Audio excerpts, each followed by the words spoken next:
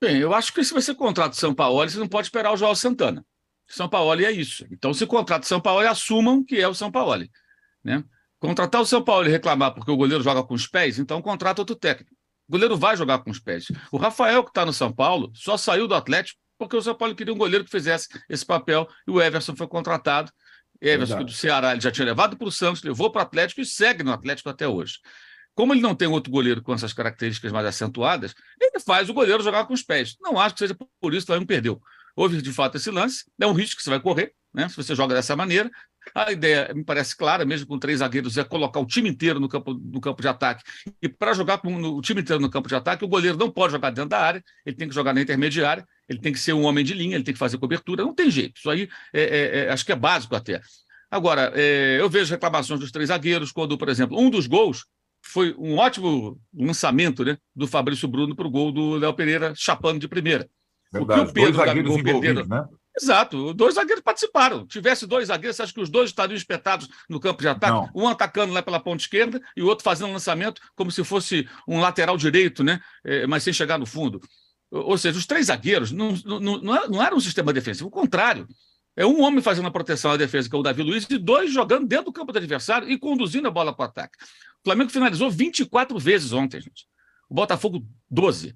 No alvo foram 13, Botafogo, 6. Chances claras, 8 do Flamengo, 3 do Botafogo. Converteu as 3. E por que converteu as 3? Por uma série de erros. O gol de cabeça é um absurdo, né? Como também foi um absurdo o gol que o Léo Pereira fez de cabeça, a defesa do Botafogo permitiu cabecear completamente livre, como o Danilo no gol de cabeça do Botafogo. O gol número 3, com 10 homens do Botafogo, tem muito também ali do Luiz Castro, que mexeu bem no time, o Luiz Henrique entrou bem no time, o time foi ao ataque, criou um contra-ataque, ficou no ataque, subiu e continuou no campo do Flamengo. Ele não fez um ataque e voltou e se defendeu. Ele continuou no campo do Flamengo. E a jogada se desdobrou, e aí vem a jogada do Tietê, que passa no meio de 3. Não é que a defesa estava desprotegida, ele passou no meio de 3 jogadores. Acho que essa é a desatenção. Né? Os gols nascendo de originários de lateral. Aconteceu em Porto Alegre, aconteceu de novo. Né? Então, assim, eu acho que tem muitos erros dos jogadores. Dele, eu acho que os erros são a escalação do Ayrton Lucas, na ausência inesperada do Gerson, né? Que sentiu ali uma dor muscular no aquecimento. Acho que ele poderia. Ele não podia botar o Everton Ribeiro. O Everton Ribeiro, depois do jogo, deu a entrevista dizendo que não tinha condições de. Talvez não tivesse nem condições de jogo. Ele não ia aguentar 90 minutos, tinha um problema físico. Então, o Everton Ribeiro está claro agora por quê. Durante o jogo, ninguém entendeu. Mas depois do jogo ficou claro quando o próprio jogador disse que tinha problemas antes do jogo e era dúvida. Mas ele tinha o Matheus França, tinha o Vitor Hugo, ele poderia ter colocado um outro jogador. Tá? Eu acho que a assistência dele com esses jogadores, como o Vidal, o Marinho, vai muito da memória que ele tem desses jogadores em outros momentos, e ele só na prática vai entender que os caras não vão, de repente, entregar aquilo que ele espera. Especialmente o Marinho, que não era titular com ele, tá? Ele foi titular com o Cuca. Ele se destacou com o Cuca. Com o São Paulo, e Marinho era muitas vezes reserva no Santos. Ele não era titular. Agora, o São Paulo é assim. Os jogadores do Santos de 2019, ele potencializou, mas não foi de imediato. Ele vai testar, ele vai colocar para jogar, mas a partir desse jogo, já dá para perceber que no lugar do Marinho, na fila, tem que ter o Matheus França, por exemplo. Pode ser até o garotinho lá, o Matheus Gonçalves, de 17 anos. O Marinho não tem a menor condição. Que no lugar do Vidal, talvez ele possa já contar mais com o Vitor Hugo, né, que pode fazer o mesmo papel, é um jogador jovem, tem força, pode entregar a intensidade que ele espera. Então, acho que são ajustes de um técnico que estava há 11 dias do cargo, contra um outro técnico que completou.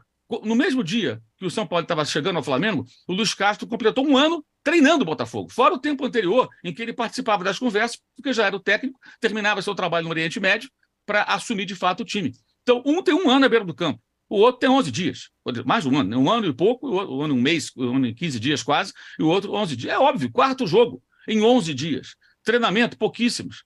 Então o Flamengo paga muito caro pelos seus eternos recomeços, por essa histeria idiota de toda vez que perder, botar a culpa só no técnico. Era o Paulo Souza, é o Vitor Pereira, é o Sampaoli agora. Ontem tinha maluco reclamando do Sampaoli como se ele tivesse que ser demitido.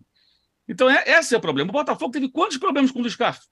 Quantos Vários. protestos de torcida? Teve um agora dia 7 de abril, no aeroporto. Os caras foram reclamar porque o time empatou com o Magallanes, lá no Chile, pela Sul-Americana. Mas o Botafogo acredita que o Luiz Castro vai fazer um bom trabalho. É um time que ele já tentou fazer com posse de bola, não funcionou. Campanha em casa ano passado foi pífia, por isso, não soube se impor. Fora de casa sempre muito bem e está mantendo o mesmo comportamento. Joga com menos tempo com a bola, joga de uma maneira estratégica, como ele mesmo falou depois do jogo. Ele falou: eu não quero não ter a bola. Na verdade, ele não queria ter a bola. Eu quero ter em momentos específicos. Sim, o time que joga sem a posse de bola joga assim, né, Luiz Castro? Ele não quer a bola, ele não faz questão. Ele quer tê-la em momentos específicos. Claro que em algum momento você tem que ter a bola. Senão você não joga, você não ataca, você não faz gol. Ou vai esperar o cara fazer um gol contra. Mas foi muito bem estruturado, porque é um jogador, um técnico que conhece seu time, que sabe com quem está trabalhando, sabe o que cada jogador pode entregar. E o outro técnico está conhecendo os jogadores agora, ou está reencontrando atletas que não vão entregar o que ele pode, o que ele espera, mas você vai saber isso na prática. Porque ele tem que tentar, ele tem que ver os caras em ação. O Marinho já deu para ver que não dá. Se ele insistir, vai ser uma tolice. Ele tem outras opções. O Vidal, para entrar durante um jogo, no segundo tempo, pode colaborar. Tem um passe qualificado, é experiente, pode cadenciar um jogo, mas para começar, não é a melhor opção. Agora, ontem, além da não expulsão do Thiago Maia, houve um pênalti bizarro marcado pela Edna. O que não anula o merecimento do Botafogo. Não acho correto o Flamengo não ficar reclamando de pênalti. Isso é coisa de time pequeno, ficar de chororô. O Flamengo não tem que ficar reclamando, porque errou muito, perdeu porque jogou mal e errou muito, mesmo criando muitas chances de gol. Porque criar chances de gol e perdê-las como perdeu é jogar mal. Você cria, perde, você não jogou bem. Porque tem que completar o negócio, né? Você cria e faz os gols. Né? E isso não aconteceu ontem. O Flamengo desperdiçou muitas oportunidades claras de gol, com defesas do Lucas Perry e com erros de finalização graves, especialmente do senhor Gabriel Barbosa, que fez até um primeiro tempo interessante, mas no segundo tempo os gols que ele perdeu foram absolutamente inaceitáveis. Né? Aí, se amanhã barrar o Gabriel Barbosa, a pauta passa a ser o quê? Nossa, barrou o Gabigol. Pois é, o Vitor Pereira barrou o Gabigol, lembra? Contra o Fluminense, na reta final do campeonato. Tirou o Gabigol do time. E foi não, tirou o Gabigol. Tirou, por que não pode tirar o Gabigol? Como eu sempre digo, ganhou o jogo, né? Ganhou o jogo, não tem Zico nesse time, nesse elenco. Só o Zico poderia ser intocável no Flamengo. Qualquer jogador, qualquer ser humano pode ser barrado.